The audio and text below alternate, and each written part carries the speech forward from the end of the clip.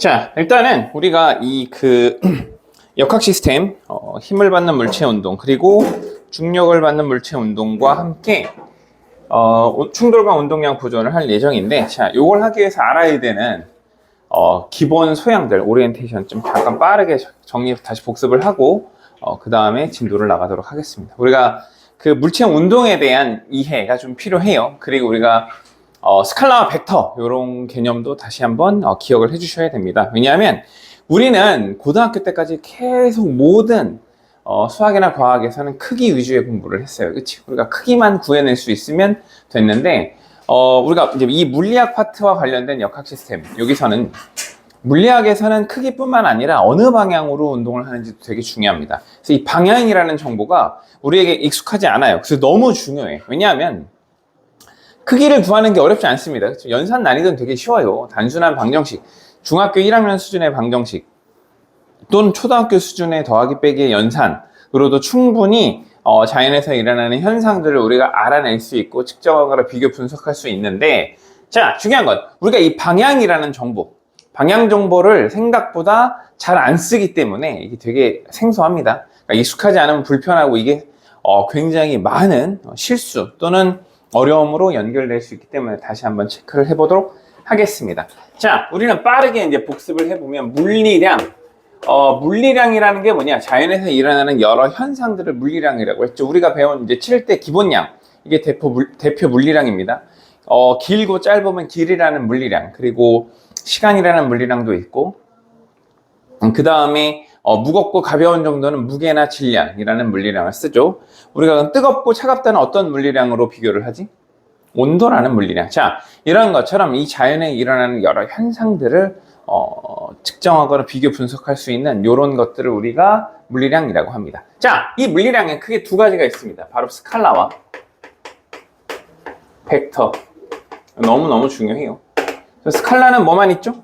크기. 우리가 주로 이 크기 위주의 공부를 했고, 벡터는 크기뿐만 아니라 방향이 함께 존재합니다. 크기, 방향이 모두 중요한 물리량이죠.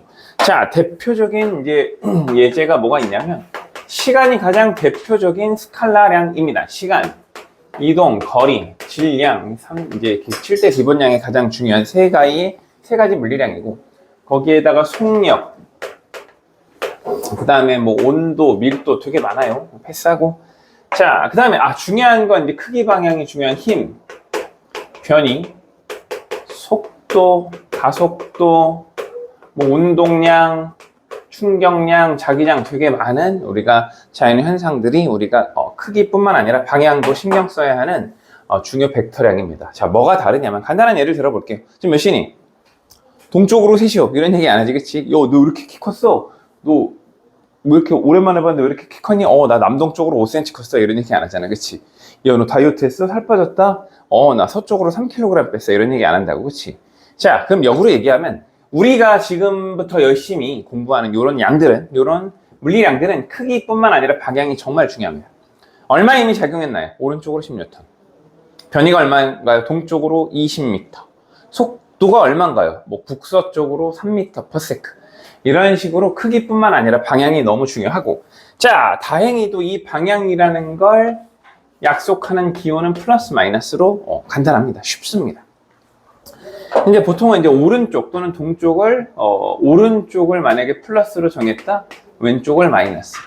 그러면 동쪽을 플러스로 정했어. 그럼 서쪽을 마이너스로. 위를 플러스로 정했으면 아래를 마이너스로. 이런 식으로 정하면 되고. 특히 이제 오른쪽을 플러스로 왼쪽을 마이너스로 정하는 거 우리 운동량, 충격량 파트에서 중요하고, 위를 플러스로 또는 뭐 아래를 플러스로 정할 수도 있어요. 그러면 위를 마이너스로 정하면 되겠지. 이건 우리가 중력을 받는 물체의 운동을 정할 때 보통 저런 식으로 아래를 플러스로 위를 마이너스로 많이 정합니다. 그래서 중력을 받는 물체가 일정한 중력과 속도가 증가하면서 운동할 때 저렇게 방향을 잘 정합니다. 자, 그러면 하나 이제 이해했는지 좀 체크. 간단한 예를 들어볼게요. 자, 잘 봐. 내가 여러분들 기준으로 왼쪽으로 2m/s로 운동합니다. 그러다가 선생님 중요한 걸 두고 왔다. 가지러 갈게요 하고서 오른쪽으로 5m/s로 달려갔어. 그러면 이걸 어떻게 표현하죠? 우리가 방금 약속한 대로라면, 만약에 내가 얘를 이걸 그냥 플러스로 정해볼까? 플러스 2m/s, 플러스는 생략 가능합니다.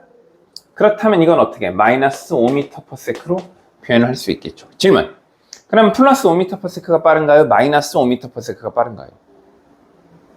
마이너스 5가 빨라요. 왜요? 자, 우리에게 이건 그냥 뭐다? 방향 정보, 방향 기호일 뿐이다. 물론 연산 가능하지만 플러스 마이너스와는 우리에게 방향 정보이고 무조건 크기는 무슨 비교해? 절대값 비교합니다. 그래서 물리량의 크기는 무슨 비교한다? 절대값 비교한다. 절대적인 수치가 큰 것이 더 큰 물리량이 되는 겁니다. 특히 이제 운동량, 충격량 할 때 연산 결과가 마이너스 값으로 되게 많이 나오거든. 근데 뭐 받은 충격량의 크기는 얼마인가 하면 그냥 부호 무시하고 크기만 비교해 주시면 되겠는 겁니다. 자, 이제 뭐 대표적으로 우리가 이제 요거를 힘이죠, 힘. 자, 대표적인 벡터는 바로 힘입니다. 힘의 정의부터 해보죠. force 약자 F를 쓰고요. 단위는 뭘 쓰죠? 원래는 킬로그램 미터 퍼 세크 제곱입니다. 이게 원래 국제적 유도량이야. 기본량으로 만들어낸. 자, 근데 불편하네. 그래서 뉴턴의 업적을 기려 뉴턴을 쓰죠. 힘의 정의 중요합니다. 물체 뭘 바꾸죠? 모양을 변화시킵니다. 운동량, 충격량에서 하나 정도를 묻습니다. 자, 선생님이 이 분필에 강한 힘을 작용하면 어떻게 돼? 부러지겠죠. 그러니까 결국 힘은 물체의 모양을 바꿉니다. 힘을 작용해서 종이를 접거나 구길 수도 있고, 선생님이 뭐 두꺼운 코트를 입었는데 코트를 벗어놓을 공간이 좁아. 그럼 어떻게 돼요? 여러 번 접어서 올려놓으면 되지, 그치? 그러니까 힘을 이용해서 우리가 물체의 뭘 바꿀 수 있다? 모양을 바꿀 수 있다. 자, 두 번째.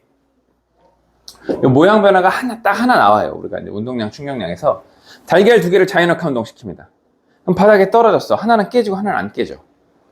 그러면 똑같은 높이에서 똑같이 떨어진 달걀이 있는데 딱딱한 바닥에 떨어지면 깨지고요. 푹신한 바닥에 떨어지면 안 깨져. 그럼 질문. 딱딱한 바닥에서 깨졌다는 얘기는 더 큰 뭘 받았다는 얘기야? 힘을 받았다는 뜻입니다. 그래서 그거 하나 정도만 힘에 의한 효과다. 알아두시면 되고. 자, 우리가 본격적으로 공부한 사실 대부분 이겁니다. 운동 상태 변화죠. 우리가 대부분 배우는 본격적인 힘의 효과는 운동 상태 변화. 자, 운동 상태가 변한다는 건 두 가지가 속력과 방향이 변화하는 겁니다. 속력과 방향이 변화하는 거예요. 이걸로 해볼까? 내가 이거 위로 던지면 어떻게 돼? 속도가 감소, 정지, 반대로 증가하죠. 감소했다, 정지했다, 반대로 증가한다. 감소했다, 정지했다, 반대로 증가한단 말이지. 그럼 잘 봐. 속력이 감소하는 거. 힘의 중력 때문이죠. 방향. 정점을 찍고 내가 분명히 위로 플러스 Y축으로 던진 게 정점을 찍고 마이너스 Y로 떨어지지, 그치? 방향 변화, 운동 상태 변화, 다 힘 때문에, 중력 때문에 일어나는 거죠. 내가 비스듬히 던지면 어떻게 돼? 이게 분필이 아니라 너무 작다. 이렇게 하자. 내가 비스듬히 던지면 어떻게 돼? 이렇게. 선생님 손을 떠난 순간부터 폼을 쓰는 궤적을 그리지. 속력과 방향이 모두 변한다. 왜? 뭐 때문에? 우리가 모두 지금 받고 있는 뭐? 중력 때문입니다. 자, 결론은 힘이 이걸 바꾼다. 속력과 방향. 자, 세 번째, 그냥 간단하게. 얘는 몰라도 돼요. 1번. 모양 2번. 운동 상태가 동시 변한다. 자, 손흥민이 크로스를 받아. 이런 궤적으로 날아오는 공을 발로 빵 때리면 공이 발이 맞는 순간 찌그러졌다가 모양 변하죠. 물론 탄성력이 있으니까 원래 모양으로 돌아옵니다. 그치? 그 다음에 뭐 빠르고 다른 궤적으로 빠르게 다른 궤적을 그리며 날아가겠지. 그치? 이게 힘의 정의가 됩니다. 자, 그 힘의 3요소. 이거는 뭐 참고만 하세요. 이게 중요한 건 아니라. 첫 번째 3요소 크기, 두 번째 방향, 3번째 작용점이고요. 이걸 우리가 간단하게 화살표로 표현을 해요. 이렇게. 그래서 이 화살표의 길이는 힘의 크기를 의미합니다. 화살표가 짧아? 힘이 약하게 작용한다. 화살표가 길어? 힘이 강하게 작용하고 있다. 만약 화살표의 길이가 1:2야. 그럼 작용한 힘의 크기가 1:2라는 걸 알 수 있습니다. 자, 화살표가 향하고 있는 방향. 뭐 오른쪽이든 왼쪽이든 동쪽이든 서쪽이든 남쪽이든 힘이 작용하는 방향이고, 이 시작점은 힘이 작용하는 한 점을 의미합니다.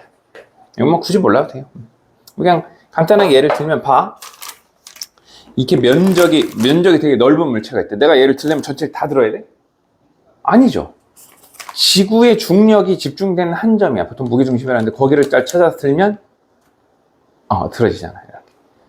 전체 면적을 다 들지 않아도 내가 들 수 있단 말이지. 그치? 되시나요? 그런 것들이 힘이 작용하는 한 점, 작용점을 찾아서 나도 동일한 작용점으로 드러낸 겁니다. 자, 그럼 어쨌든 이제 이런 식으로 다 표현할 수 있고, 자, 중요한 건 이제 우리가 앞으로 이렇게 배우는 물리량들, 이런 자연 현상들은요, 전 세계 동일하게 일어나잖아, 그치? 내가 얘를 던지면 속도가 감소, 정지, 반대로 증가한다는 이런 현상은 우리나라, 미국, 영국, 프랑스, 호주, 적도, 북극, 남극, 전 세계 동일하게 일어난단 말이지. 자, 그러면 이렇게 동일하게 일어나는 현상을 표현하는 방법도 전 세계 동일해야겠죠. 그런 국제적 약속이 우리가 이제 기본량과 기본 단위였고, MKS 표준 단위 같은 거리는 미터, 시간은 초, 질량은 킬로그램 같은 기본 단위를 썼고, 그럼 속력은 시간분의 거리죠. 그럼 속력의 국제 표준 단위 뭘까요? 시간으로 뭘 나눈 거야? 거리를 나눴네? 시간의 표준 단위 1초고 거리의 표준 단위 1m란 말이지. 그럼 국제 표준 단위, 속력의 국제 표준 단위는 미터 퍼 세크가 됩니다. 자, 마찬가지로 저런 물리량들, 시간은 우리나라에서나 시간으로 표현하지, 그치? 국제적인 약속은 뭘까요? T야. 타임의 약자. 거리는 S, displacement, DISS를 쓰고요. 질량은 mass, M, 속력은 velocity, 온도는 temperature인데 보통 large T를 많이 써요. large T가 절대 온도란 뜻입니다. small T는 섭씨 온도인데 뭐 중요하진 않아. 자, 힘은 force 약자, F를 쓰고요. 그 다음에 화살표를 체크해 줍니다. 벡터라는 약속이에요. 여러분들은 신경 쓸 필요 없고, 선생님은 스칼라의 벡터를 구분짓기위해서 필기시에만 써드릴게요. 자, 변이는 S 벡터, 속도는 V 벡터, 가속도는 A, acceleration 약자 A 벡터, 운동량은 P 벡터, 이런 식으로. 운동량은 영어로 모멘텀이야. 근데 이제 M을 질량으로 고정으로 쓰기로 해요. 그래서 저 뉴턴의 약속 때문에 그냥 운동량은 아무거나 겹치지 않은 걸 고른 게 스몰 p가 됩니다. 어쨌든 지금 잘 봐. 얘들아, 여러분들 속력은 시간분의 거리 언제 배워요? 언제 배워? 초등학교 6학년 때부터 해요. 그리고 중학교 1학년 때 1차 방정식의 활용 시간에 정말 많이 풀어. 되게 쉬워, 솔직히. 우리가 구구단만 외우고 있으면 누구나 다 풀 수 있는 연산 난이도의 문제가 나와, 과학에서는. 자, 근데 예를 들어 이제 이렇게 준단 말이지. 공식으로 V는 T분의 S래. 이렇게 주고서 V는 얼마인가 이렇게 물어봤어. S와 T를 주고 V는 얼마냐라고 물어봤어. 그러면 V가 뭐지? V가 뭔지 모르면 정말 쉬운 문제인데 못 푸는 거야. 되시나요? 그러니 이런 국제적인 약속, 기호를 빠르게 암기해 주시는 게 너무너무 중요합니다. 아셨나요? 이거 모르면 봐봐, 되게 쉬운 문제가 나올 거야. 예를 들어 이렇게 주겠지. 자, S는 10m, T는 2초였대. V는 얼마인가? 그럼 얼마야? 5m per sec겠죠. 근데 T가 뭐지? S가 뭐지? V는 뭔데? 못 구하는 거야, 이 쉬운 연산을. 그래서 이런 자연에서 일어나는 여러 현상들을 표현하는 국제적인 기본 약속 기호들 빠르게 암기하시는 게 되게 중요해요. 오케이? 자, 특히 F는 힘이죠. F의 종류가 되게 다양해. 그러니까 중력, 자기력, 전기력, 마찰력, 탄성력, 저항력, 자연에 존재하는 굉장히 다양한 힘들은 다 그냥 F로 통칭합니다. 상황에 따라 또 이 F가 무슨 힘을 의미하는지도 알고 계셔야 돼요. 그냥 외부에서 작용한 힘인 것이냐, 중력의 크기인 것이냐, 만율력의 크기인 것이냐, 이런 것도 전부 다 이제 F로 표현이 되기 때문에 F의 의미를 좀 빨리 이해하는 게 중요합니다. 자, 하나만 더 하고 본격적으로 이제 운동에 대한 설명을 해 보도록 하죠. 우리가 뉴턴이 실험을 통해 알아낸 정보가 있습니다. 어떤 걸 알아냈냐면 질량이 M인 물체, M인 질량의 물체를 F라는 힘으로 밀어요. 그랬더니 A라는 속도가 빨라지거나 느려지는 정도, 가속도가 발생합니다. 이거를 실험을 통해 어떤 결과를 도출해내. 내가 실험을 해보니, 뉴턴이라고 하면 이 가속도라는 건 질량을 일정하게 고정시킨 상태에서 실험을 한다면 힘이 증가하는 만큼 가속도도 증가하는구나. 뭔 소리야? 당연히 어떤 질량의 일정한 물체를, 뭐 예를 들어 1kg의 물체를 내가 1N으로 밀 때 빠르게 가속이 될까? 그러니까 속도가 더 빨리 빨라질까? 아니면 10N으로 밀 때 더 가속도가 클까? 더 빠르게 속도가 증가할까? 당연히 1N이야, 10N이야? 10N이죠. 그러니까 강한 힘이 작용할 때 더 빠르게 속도가 증가한단 말이지. 그래서 가속도의 크기는 힘에 정비례하는구나. 자, 두 번째. 가속도라는 건 만약에 힘이 일정하다면 x분의 1의 형태로 질량이 증가할수록 가속도가 작아지는구나. 그러니까 봐봐, 똑같은 힘을 밀 때 가벼운 걸 밀면 쉽게 빠르게 움직이겠지만 무거운 걸 밀면 어떻게 돼? 잘 안 움직이고 움직여도 빨라지는 정도, 가속도의 정도가 작단 말이지. 요걸 알아냅니다. 그래서 이거를 정리해요. 그럼 가속도는 힘의 비례, 질량의 반비례하네 라는 정보를 알아냅니다. 근데 이제 과학자들 분수 별로 좋아하지 않아요. 분수 안 좋아해. 킹 받잖아. 그러면 얘를 갖다가 질량을 좌변으로 넘겨서 y는 ax 형태로 표현하면 이게 이제 이렇게 되는 거야. 시그마 f는 ma로 표현을 하는 겁니다. 시그마는 생략 가능하고요. 정확한 의미는 수학에서 시그마가 뭔지 아시나요? 그냥 합이야, 합. 시그마 뒤에 있는 모든 수치를 더하라는 뜻입니다. 합이라는 뜻이고, 그럼 이걸 우리말로 직역하면 뭐야? 합이고 힘이잖아. 힘을 이제 좀 한자식 표현으로, 한 단어로 표현하면 력이 되죠. 합력. 합력은 무엇과 무엇의 곱과 같아? 질량과 빨라지거나 느려지는 정도를 가속도라고 해요. 가속도 어떤 느낌인지 알죠? 그래서 질량과 가속도의 곱으로 표현하고, 이걸 질량과 가속도의 곱을 한 단어로 뭐라고 그래? 실제 힘의 효과. 알짜 힘이라고 합니다. 이걸 뉴턴의 운동의 제2법칙이라고 해요. 가속도의 법칙이라고 하고, 이걸 알아야 일단 이제 중력의 법칙을 판단할 수 있고 이해할 수 있습니다. 자, 공식 처음으로 나왔어요. F는 ma. 그냥 시그마 F는 ma지만 우린 간단하게 어떻게 하면 된다? 그냥 F는 ma. 작용한 모든 힘의 합은 질량과 가속도의 곱이다. F는 ma. 되게 중요해요. 이거 되게 중요해. 되게 쉬워. 그리고 F는 하면 무조건 일단 답이 뭔지 몰라도 내가 원하는 답이 다른 거일 수도 있어. 하지만 F는 하면 ma라고 대답할 수 있으셔야 됩니다. F는 ma. 자, 그럼 이제 빠르게 운동이라는 걸 비교해 보도록 하죠. 자, 여러분 속력은 시간분의 거리, 속도는 시간분의 변이 알죠? 빠르게 복습을 해볼까? 우리가 운동이라는 운동의 기술이라고 해요. 운동을 표현하는 방법 첫 번째, 속력은 시간분의 이동거리, 속도는 시간분의 변위입니다. 자, 이거를 국제표준 약속으로는 t분의 s, 그리고 v 벡터는 t분의 s 벡터로 표현을 하고, 단위는 뭘 쓰죠? 미터 퍼 세컨드. 자, 이 변이라는 건 방향을 갖고 있는 이동거리야.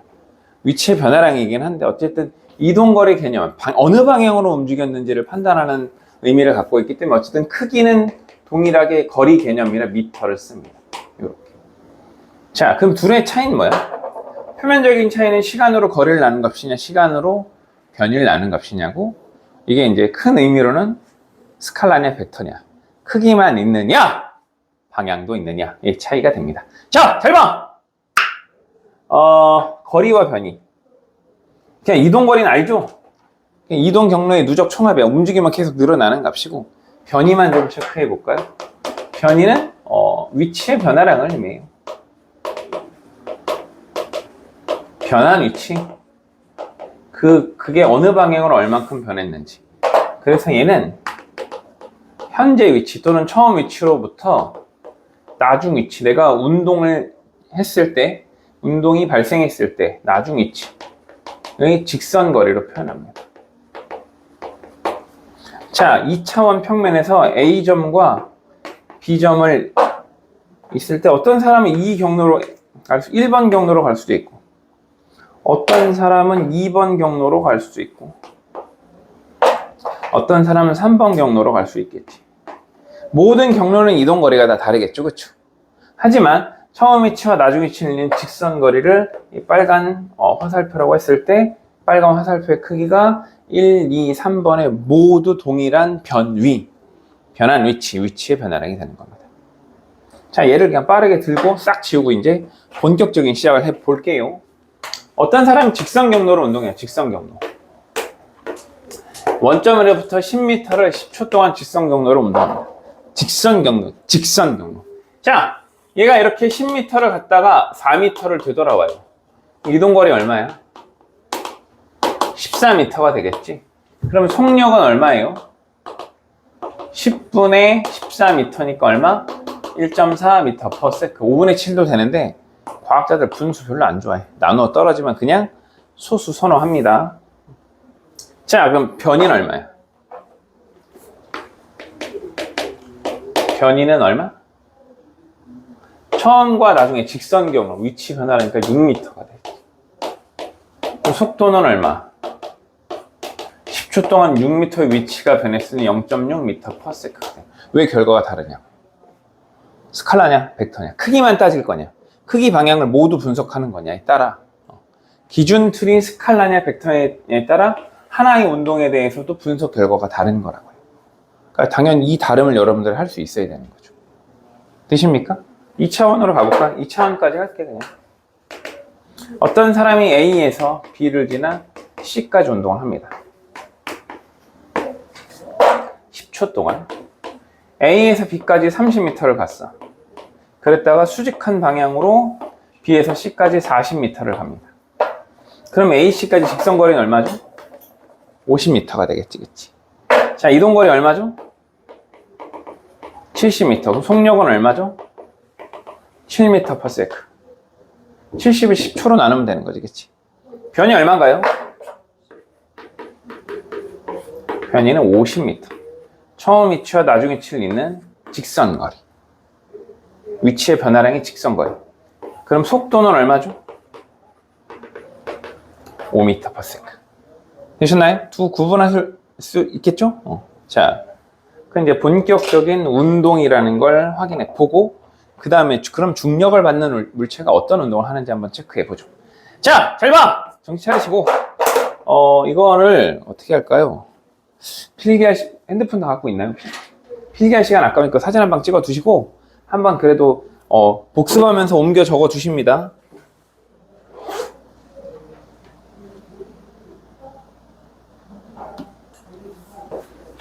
사진 한 방 찍어 두셨다가 복습하시면서 교재에 잘 기본적인 거 까먹지 않게 옮겨 적어 주십니다. 됐죠? 싹 지워도 되겠죠? 거기 문 좀 닫아줄래? 손 이렇게 뻗으면 오케이, 땡큐. 감사합니다. 자, 그럼 이제 본격적으로 운동이라는 거에 대한 운동을 분류해 보고, 그 다음에 이제 우리가 가속도 운동에 대한 이해와 그러면 중력이 뭔지, 그리고 중력을 받는 물체는 어떤 운동을 하는지 한번 확인해 보도록 하죠.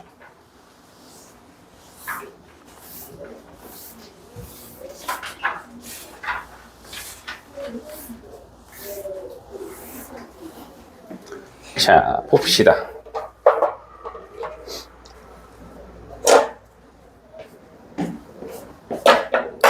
자, 지금부터가 찐이야, 찐. 찐 시작이야. 자, 이 세상에 존재하는 운동이라는 건 두 가지로 분류할 수 있어. 운동은 딱 두 개야, 그냥 간단하게. 고등학교 수준에서도 운동은 딱 두 개고, 힘이 없어도 하는 운동과 힘이 있어야 하는 운동 두 가지입니다. 아무런 힘을 받지 않아도 운동할 수 있어. 자, 만약에 솔직히 힘의 효과가 0이야. 힘이 없으면 원래는 정지해 있겠죠. 그리고 뭘 할 수 있죠? 속력과 방향이 일정한 등속도 운동을 할 수 있어. 갈릴레오가 생각으로 실험을 하지. 사고 실험이라고 하죠. 만약 마찰 저항이 없다면 이 물체는 같은 높이까지 갈 거고, 우리가 중학교 때 역학적 에너지 보존 이런 걸 통해서도 배웠죠.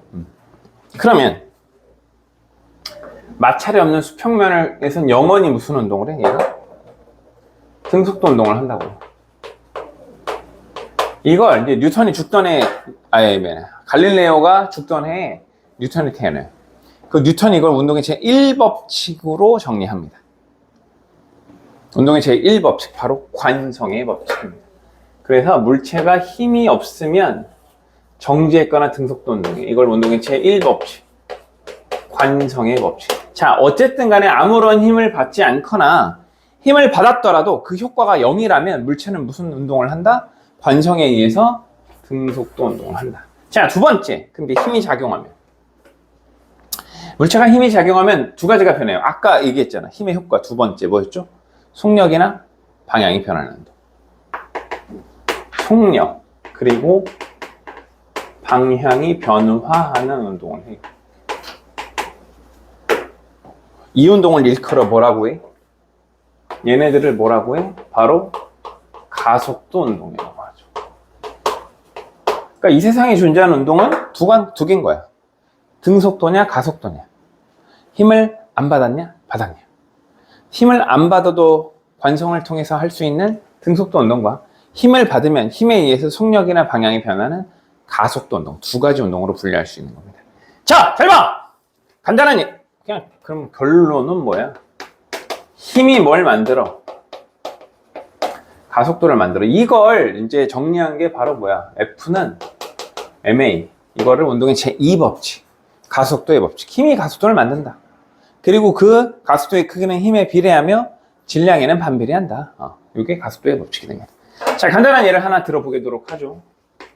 자, 어떤 사람이 10m/s의 일정한 속력으로 이렇게 구부러진 길을 전동 킥보드를 타고 잉 가고 있습니다. 자, 저 사람은 등속도 운동했나요? 가속도 운동했나요? 일정한 속력으로 갔네? 등속도야? 가속도야? 자, 속력이 일정했죠? 근데 봐봐. 방향이 변했잖아. 방향이 변하려면 뭐가 필요하다? 힘이 필요하다. 힘을 받았다? 가속도. 이렇게 혼동을 시킨다고요. 무슨 말인지 되시나요? 속력이 일정해도 힘을 받아야 운동 방향이 변한다고. 아까 던지면 왜 아래로 떨어져? 난 분명 위로 보는데 왜 다시 아래로 돌아오냐고. 뭘 받기 때문에? 힘을 받기 때문에 방향이 바뀌는 거라고. 되게 중요해요. 자, 그러면 이런 거. 두 번째 이제 등속 원운동. 등속 원운동. 이거는 대놓고 등속이잖아, 그치? 그럼 등속도예요, 가속도예요? 당연히 가속도야. 왜? 원을 그리면 계속 방향이 변하잖아. 매 순간 원의 접선의 방향을 향해 가려고 하는 물체를 속력은 일정합니다. 매 순간 원의 중심을 향해 힘이 작용한다고. 운동 방향과 수직한 원의 중심 방향으로 힘이 작용. 요 힘을 뭐라고 하게요? 원심력 아니야. 구심력이라고. 아니, 구심력이라고 하는. 당연히 힘을 받으니 가속도 운동인 거죠. 원심력은 이런 거야. 봐봐. 선생님이 엄지손가락을 떼면 어떻게 돼? 떨어지겠지. 이렇게 하면 안 떨어진다. 그럼 여러분들이 볼 때 얘는 구심력을 받아 원운동. 내가 볼 땐 내가 미는 힘과 원심력이 평형을 이루고 있는 거야. 되시나요? 이런 게 원심력인 거고. 몰라도 돼. 그냥 원운동을 하면 구심력. 이거 알아야 돼. 왜? 왜 알아야 되느냐? 자, 잘 들어. 뉴턴이 사과가 뚝 떨어져. 보름달이 뜨고 있네? 아니, 사과는 떨어지는데 달은 왜 안 떨어지지? 달이 지구를 공전하고 있구나. 이 공전하는 힘이 뭐다? 무슨 힘이라고? 원운동이 무슨 힘이 필요하다고? 구심력이. 이 구심력이 바로 중력이구나. 라는 걸 알아챈 거야. 되시나요? 그래서 이제 만율력의 법칙 또는 보편 중력의 법칙이라는 중력의 법칙이 발견이 됩니다. 이거 어마어마한 거야. 이 뉴턴의 발견은 이제 뭐 계몽주의가 출발하고 막 이런 게 엄청 여러 가지 일들이 일어나요. 뉴턴의 운동의 법칙의 발견은 나중에 제임스 와트 어디로? 증기기관으로. 영국의 산업혁명으로. 또 보편주의는 보편 중력의 원리는 계몽주의로. 옛날에 왕은 신이었거든. 아니, 왕이 받는 중력과 내가 받는 중력이 같은데 어떻게 왕이 신이야? 모두 평등한 거 아니야? 이런 걸로 발전을 해요. 영국이 어마어마하게 발전했었던 이유는 다 뉴턴의 저 보편 중력의 법칙 때문에, 보편성 때문에. 자, 어쨌든 구심력을 받아 원운동도 가속도 운동이에요. 그럼 가속도의 정의가 뭔데요? 이게 중요한 거예요. 자, 가속도라는 거의 정의는 너무 중요해요. acceleration의 약자 A를 쓰고 단위는 시간당 속도 변화 미터 퍼 세크 제곱을 씁니다. 자, 표현식은 이렇게 써요. A는 화살표는 그냥 벡터라는 약수니까 여러분들 신경 쓸 필요 없고 델타 T분의 델타 V고요. 우리는 이렇게 외우면 돼요. 시간분의 나중 속도 빼기 처음 속도를 외워주시면 되고 뉴턴의 실험 결과 근데 얘가 그게 힘에 비례 질량이 반비례하더라. 단위는 뭐 미터 퍼 세크 제곱. 우리가 알아야 되는 건 이거 하나만 알면 돼. 사실 이건 앞으로 MA로 외우고 있으니까. 자, 써줄게요. 가속도라는 건 뭐다? 의미가 뭐다? 시간분의 속도 변화. 우리가 변화라는 건 보통 어떻게 구하죠? 자, 잘 봐. 지금 시계를 봤어. 5초, 8초, 몇 초 흘렀어? 3초. 어떻게 알았어? 3초 흘렀어. 어떻게 알았어? 그냥 무조건 나중 값에서 처음 값을 빼면 그게 뭐야? 변화량이 되는 거예요. 변화량의 의미 되게 별거 없어. 지금 5초, 8초, 몇 초 흘렀어? 3초. 어떻게 알아? 그냥 나중 값에서 처음 값을 빼면 변화량을 알 수 있다고. 변화량. 변화 되게 중요해요. 우리가 변화량, 여러분들 맨 처음 언제 배우냐면, 자, 중1 수학 때 1차 함수에서 기울기 어떻게 구해? x의 증가량분의 y의 증가량이잖아. 그게 원래는 x의 변화량분의 y의 변화량이라고. 그게 기울기의 크기란 말이야. 수학적으로 좀 간단한 델타 x면 델타 y 이렇게 표현해요. 이따 설명해 드릴게. 자, 그러면 변화량이라는 건 시간당 시간분의 나중 속도 빼기 처음 속도가 됩니다. 자, 그럼 잘 봐. 어떤 차가 선생님 앞을 빠르게 지나가. 내가 처음 본 순간 속도가 30m/s야. 저 멀리 멀어질 때 선생님이 관측한 속도가 50m/s야. 그럼 속도의 변화량은 얼마죠? 처음이 30이고 나중에 50이면 얼마야? 20m/s지. 근데 속도의 변화도 단위가 뭐야? m/s잖아. 그걸 뭘로 나눈 거야? 세크, 초로 나눈 거라고. 그럼 m/s를 세크로 나누면 m/s 제곱이 돼. 그래서 이 제곱이 꼭 붙어야 돼. 그러니까 m/s는 무슨 단위야? 속력이나 속도의 단위야. m/s 제곱은 가속도의 단위야. 의미가 뭐냐? 자, 예를 들어 볼게요. 요게 이제 중요해요. 가속도가 2m/s 제곱이래. 무슨 뜻이야? 1초당 속도가 어떻게 2m/s씩 증가한다는 뜻입니다. 예를 들어 어떤 물체가 정지 상태에서 2m/s 제곱의 가속도 운동을 시작했대. 1초 있다 속도가 얼마예요? 2m/s. 2초 있다 4m/s. 3초 있다 6m/s. 10초 있다 20m/s. 그럼 0.1초당은 얼마큼 증가해? 0.2m/s 증가하겠지. 이게 가속도의 정의인 거야. 1초당 속도 변화라. 시간분의 속도 변화, 결과는 1초당 속도 변화가 되는 거야. 자, 그러면 이제 여기서 좀 중요한 게 방향. 마이너스 5m/s 제곱의 운동을 했대. 1초의 속도가 5m/s씩 어떻게 되고 있대? 감소하고 있다는 걸 알 수 있어. 이게 되게 중요해요. 잘 봐. 여기 원점이라고 할게. 여기를 10m/s로 출발을 했는데 가속도가 왼쪽이야. 그럼 왼쪽이면 얼마야? 마이너스 5m/s 제곱이래. 그럼 얘는 1초의 속도가 얼마씩 준다는 뜻이야? 5씩 준다는 뜻이야. 그럼 여기서 만약에 1초가 흘렀어. 0초일 때 여기를 지났다면 1초일 때 속도가 얼마가 돼? 오른쪽으로 5m/s. 2초일 때 속도가 얼마가 돼? 0 멈춰.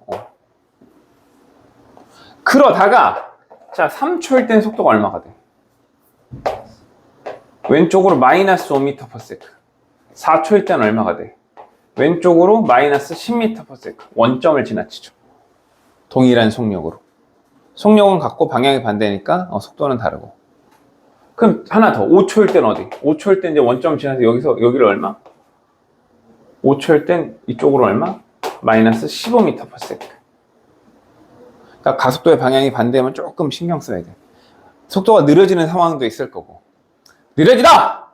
멈추는 상황도 있을 거고, 멈췄다가 다시 반대. 이거잖아. 속도가 감소, 정지, 반대로 증가. 이게.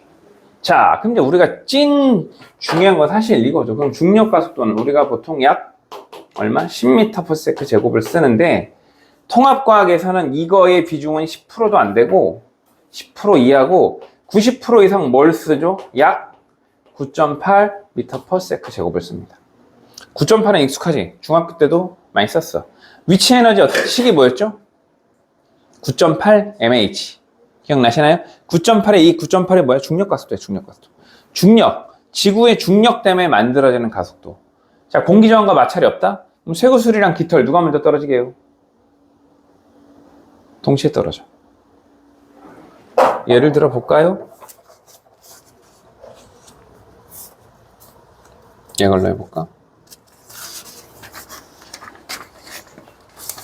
자, 이게 깃털에 대응이 되고 이게 무거우니까 쇠구슬에 대응된다고 해볼게.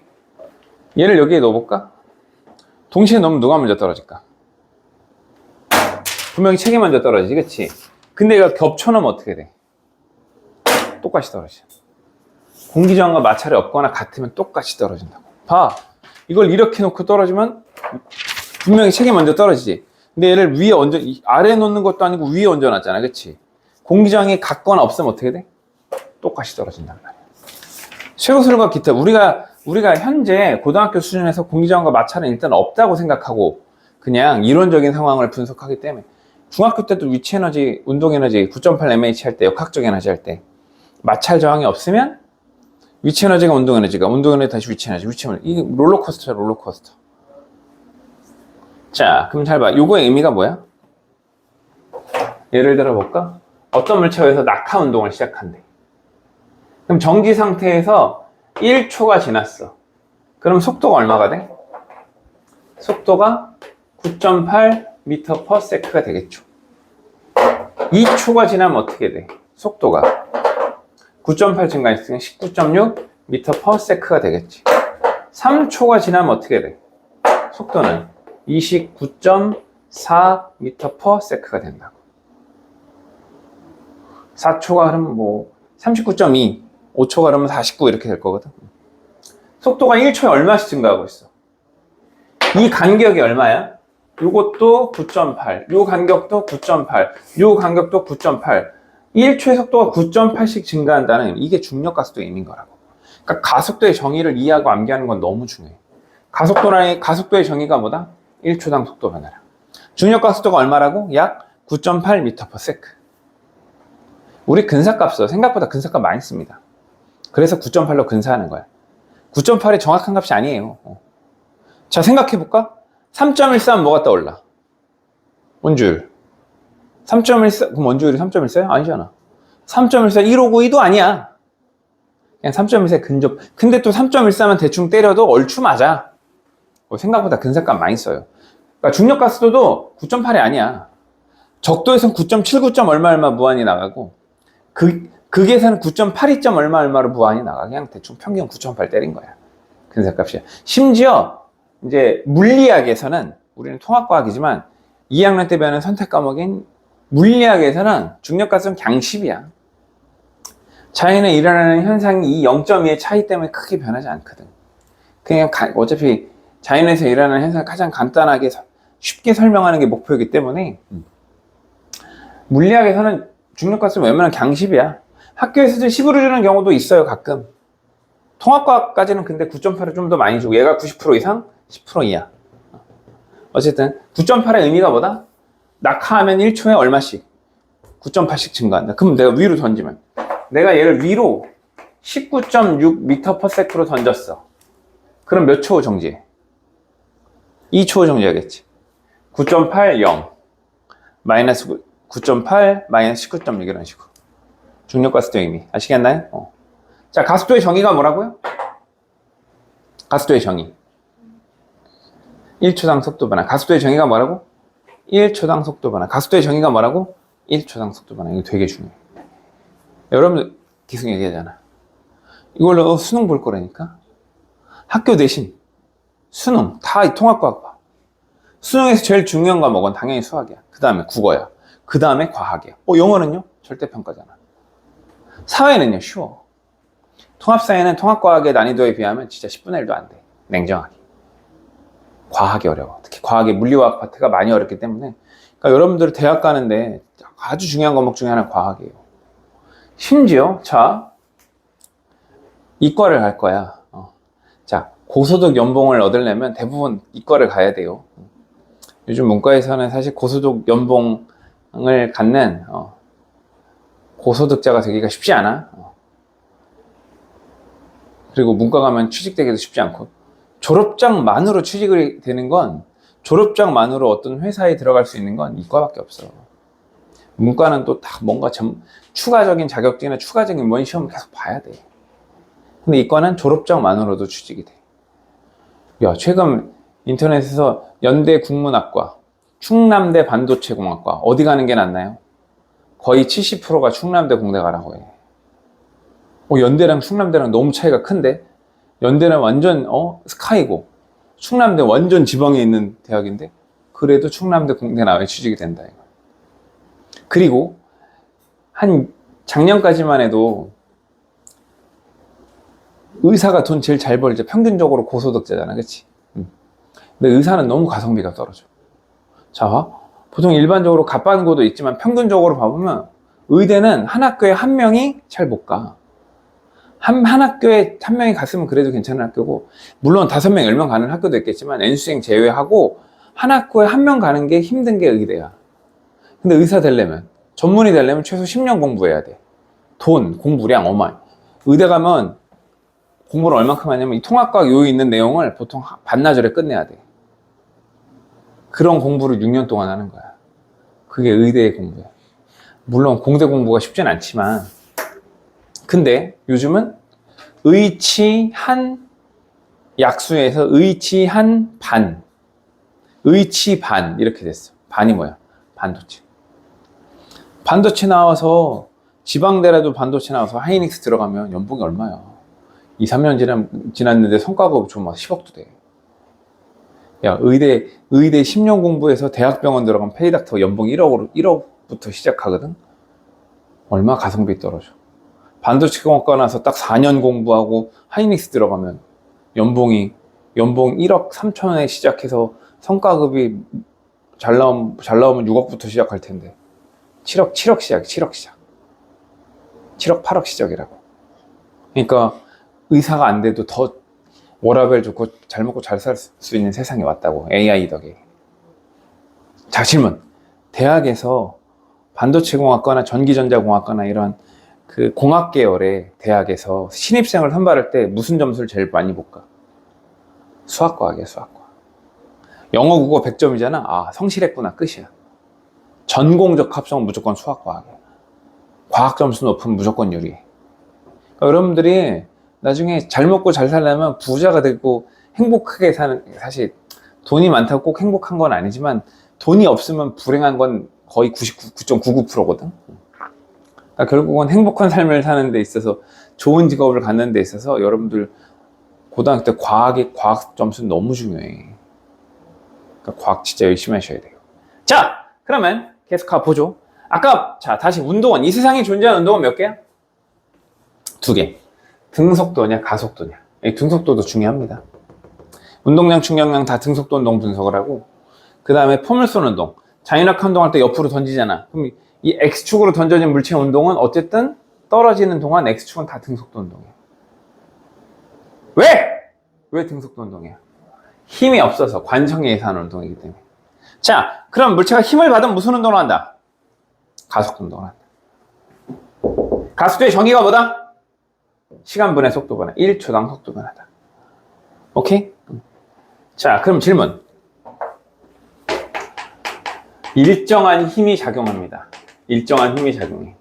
그러면 일정한 속도가 생길까요? 가속도가 생길까요? 일정한 힘은 일정한 속도를 만들까요? 가속도를 만들까요? 가속도를 만들지. 일정한 힘은 힘이 없어야 된다니까. 선생님 힘이 0으로 일정하면요? 그런 말은 없어. 0으로 일정이라는 말은 없어. 0이라는 건 없다는 뜻이야. 과학에서 일정하다는 건 뭐야? 0이 아닌 값이 계속 일정한 크기로 작용한다는 뜻이란 말이야. 그러니까 0으로 일정 이런 말은 없는 거야. 과학에서는. 자, 그러면 일정한 힘이 작용해 일정한 가속도. 이걸 우리가 뭐라고 해? 가속도가 일정해. 가속도 운동이라고 하죠.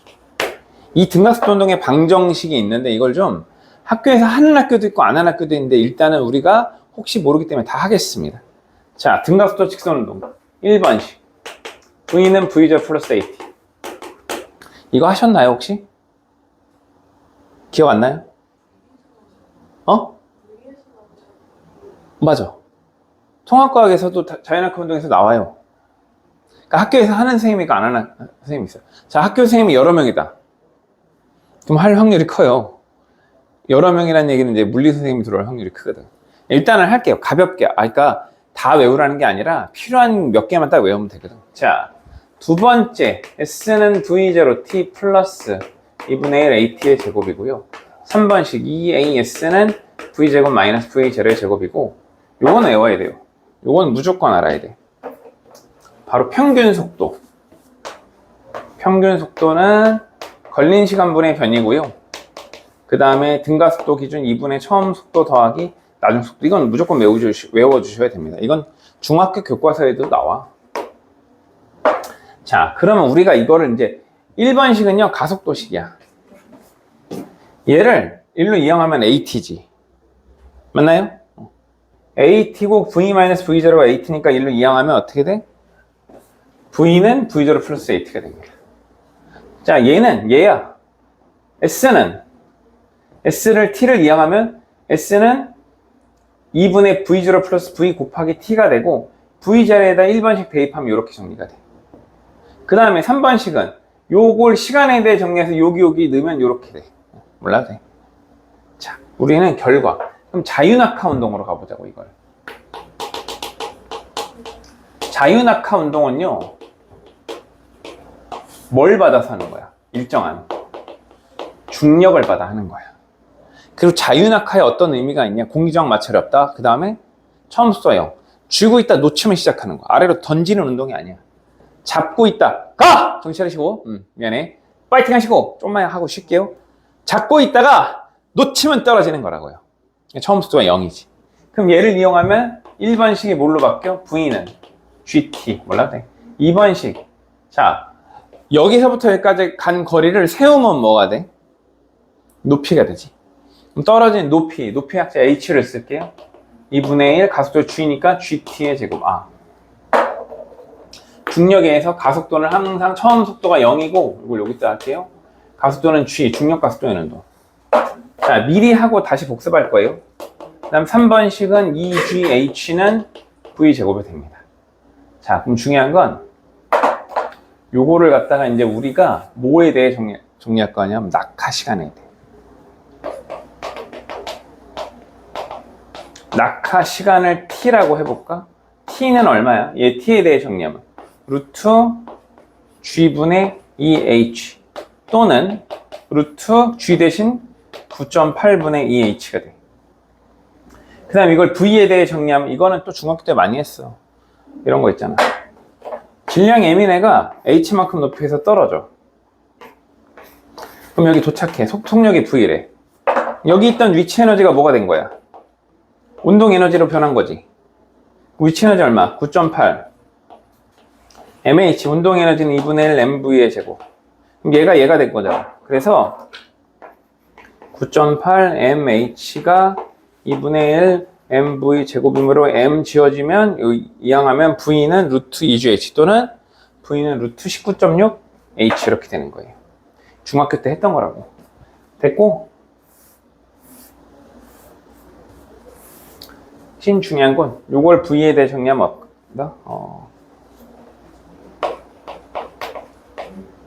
낙하 최대 속도 V라고 하고 얘는 루트 EGH 또는 루트 어떻게 19.6H. 둘의 공통점이 뭐예요? 누가 변수야? 높이에 의해서 결정되는 거야. 높이. 그러니까 결국은 뭘 알 수 있다? 어떤 물체가 자유낙하 운동을 하면 낙하 시간과 낙하 최대 속도는 누가 결정한다? 누구에 의해서? 높이의 제곱근에 비례한다는 걸 알 수 있어요. 요건 아셔야 돼. 되셨나요? 자, 사진 한 방 찍고, 그래프까지 하고, 이제 잠깐 쉬었다가 중력의 법칙과, 중력을 받는 물체의 운동, 그 다음에 운동량과 충격량으로 진행해 보죠. 찍고 필기하셔야 됩니다. 자, 복습하면서 외워주셔야 되고, 공부는 암기가 90이야. 이해 안 돼도 일단 외워놓고 다시 보면 또 쉽게 이해될 수 있어요. 암기 되게 중요해.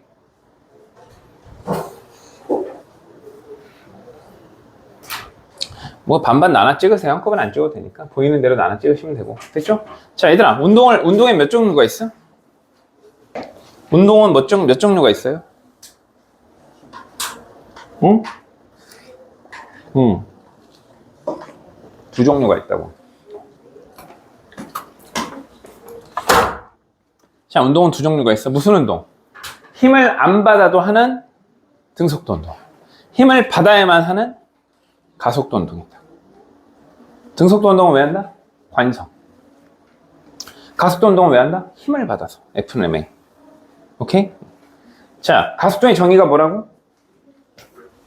시간당 속도 변화. 가속도의 정의가 뭐라고요? 시간당 속도 변화. 가속도의 정의가 뭐라고요? 시간당 속도 변화.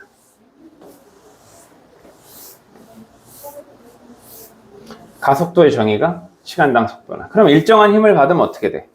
일정한 가속도가 생깁니다. 이 운동을 뭐라고 그래? 등가속도 운동이라고 하고, 이거의 대표적인 운동 두 개가 바로 뭐야? 중력을 받는 물체 운동. 자유낙하 운동과 포물선 운동이 바로 대표적인 등가속도 운동입니다. 그래서 이걸 다 한 거야. 자, 그러면 일단은 우리가 그래프까지 분석을 해보고 만율력하고 쉴게요. 그래프 첫 번째, 등속도 운동. 두 개의 그래프가 있습니다. 얘는 변이 시간 또는 거리 시간 그래프, 속도 시간 또는 속력 시간 그래프. 이런 형태를 띠죠. 이렇게. 바뀌었어요. 정신 나갔다. 어이씨. 무슨 생각으로 이렇게 됐지? 순간 지멋대로 몸이 나갔다. 자, 시간 흘려도 속도가 변해, 안 변해? 안 변해. 기울기가 0이야. 얘는 기울기가 일정해. 자, 그럼 질문. 여기서 기울기가 뭐예요? 기울기가. 시간분의 변이니까 뭐야? 속도야, 속도. 여기서 면적은 뭐야? 속도 곱하기 시간이니까 면적은 거리 또는 변이. 알아서 판단하면 돼. 이렇게. 자, 두 번째. 등가속도 운동. 등가속도 운동 두 가지가 있습니다. 첫 번째, 가속도가 양인 경우와 두 번째, 가속도가 음인 경우.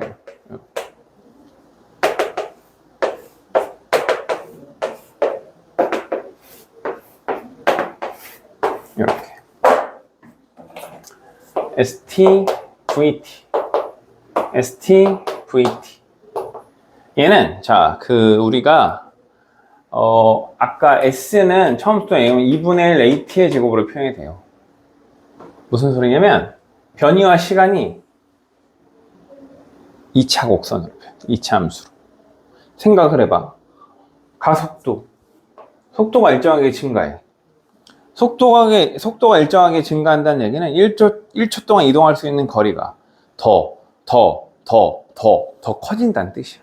1초에 1m를 간다면 2초엔 4m를 가고 3초엔 9m를 가고 뭐 이런 식으로. 제곱에 비례하는. 그래서 얘가 2차함수 아래로 볼록인데 우리는 1사분면만 판단할 거라 이렇게 아래로 볼록으로 판단이 그려지는 겁니다. 되게 중요해요. 가속도가 음일 때는 속도가 느려지겠지. 위로 볼록. 요걸 t라고 해볼까? 그럼 속도가 감소했다, 정지했다, 반대로 증가하겠지? 요게 t가 되는 겁니다. 같은 t야. 요 t가 요 t가 되는 거예요. 자, 중요한 건 이제 그래프. 여기서 기울기는 속도야. 기울기는 속도지. 뭐 세분류하면 여기서 직선의 기울기는 평균 속도고요. 접선의 기울기는 순간 속도예요. 뉴턴이 이 순간 속도라는 걸 수학적으로 표현하고 싶은데 표현할 도구가 없네? 아, 내가 만들어야지. 그래서 극한, 미분, 적분 뉴턴이 만든 거야. 자, 그럼 잘 봐.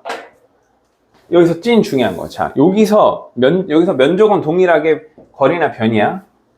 그러니까 이 양의 면적은 뭐야?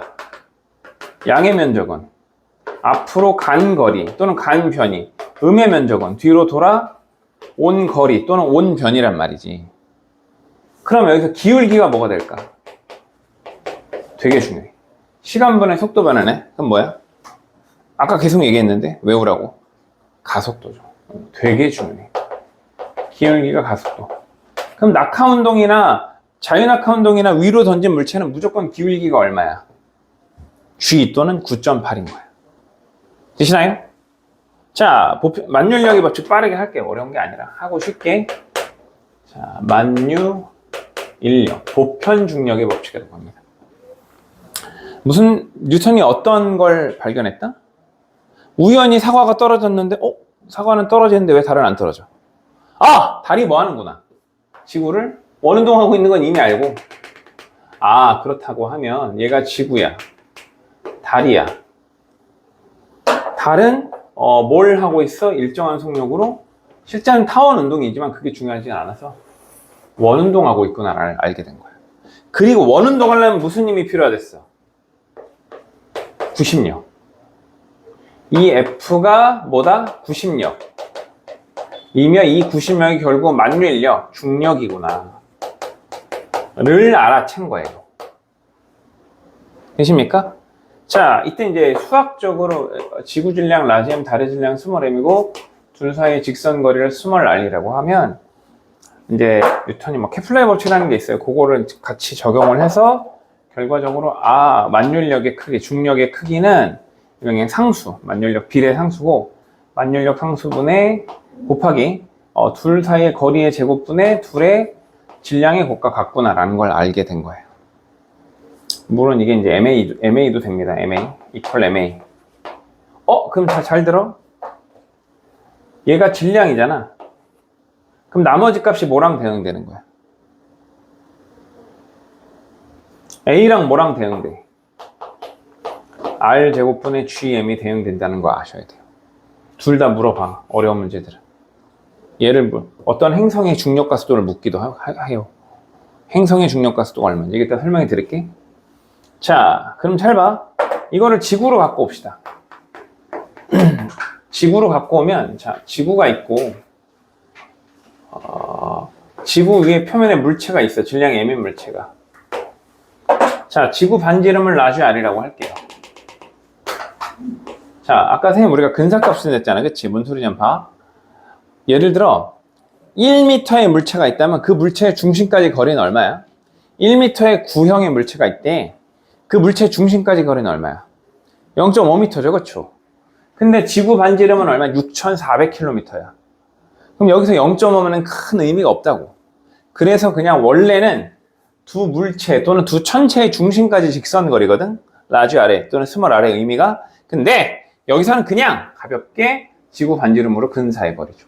그러면 어쨌든 동일한 패턴으로 지구의 질량을 라지 m, 물체는 스몰 m이라고 하고 지구 중심을 향해 작용하는 중력의 크기를 계산했더니 똑같이 g, r 제곱, 반지름의 제곱분의 라지 m, 스몰 m이었다. 그리고 이게 ma 이렇게 대응이 된다라고 했죠. 이때 이제 이걸 계산해 봅니다. 지구에서 작용하는 가속도 a는 그러면 R 제곱분의 GM이구나. 이걸 연산했던 이 값이 약 얼마인 거야?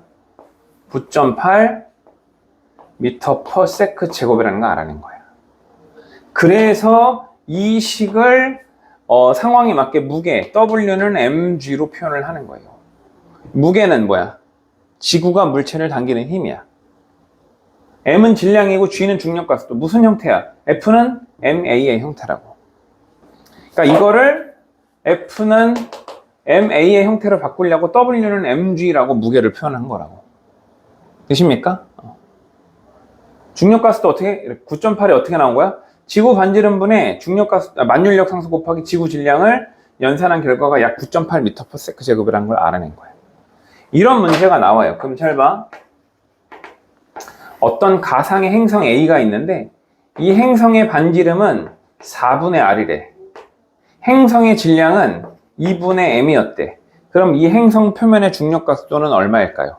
몇 G일까요? 이런 게 물어본다고. 그럼 자, 이 행성의 중력가속도를 G'이라고 해볼게요. 연산하면 얼마야? 4분의 R이네요. 4분의 R의 전체의 제곱분의 G 곱하기 얼마? 2분의 M이라고. 연산하면 얼마야 이거? 연산하면 16하고 R 제곱분의 GM이 되죠? 이거 아니다. 16이 아니고 8이네요. 그치? 4, 4, 16이고 위로 올라가서 2분의 M 8이네. 8. 그럼 R 제곱분의 GM이 뭐야? 중력가 G잖아, G. 그러면 여기는 얼마? 8G구나. 지구 중력가속도의 몇 배다? 8배인 행성이다. 이런 거 알 수 있다고요. 이런 거 시험에 어렵게 내는 학교는 내요. 오케이? 왜 이렇게 했는지 아시나요? G'은 행성 A의 중력가속도고 GA라고 하죠. GA. 지구의 중력가속도는 G 또는 9.8.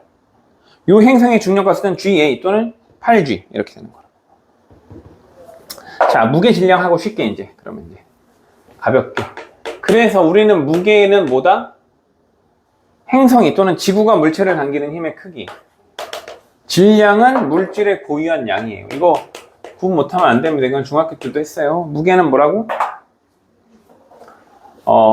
그러니까 지구가 물체를 당기는 힘의 개념이에요. 힘. 질량은 뭐야? 물질의 고유한 양이야, 양. 스칼라고 양이야. 얘는 벡터고. 표현식 어떻게 돼? W는 mg, 얘는 그냥 m. 그러니까 질량에다 중력가속도를 곱한 게 무게인 거라고. 자, 얘는 단위를 뭘 써? 뉴턴. 얘는 단위를 뭘 써? 킬로그램을 쓰죠. 이렇게. 자, 참고로 질량은 핵반응이 아니면 변하는 값이 아닙니다. 자, 질문. 지구에서 60kg의 물체를 달로 갖고 갔어. 그러면 질량이 얼마야? 60이에요. 질량은 안 변하는 거야. 지구에서 600N의 물체를 달로 갖고 가면 100N이 되는 거야. 왜? 달의 중력가속도가 6분의 1G거든. 무슨 말인지 이해되시나요? 무게와 질량 구분 잘 해주셔야 됩니다. 자, 우리 잠깐 쉬었다가 복습을 하고 그 다음에 이제 본격적으로 중력을 받는 물체 운동을 해보죠. 오케이? 사진 한 방 찍고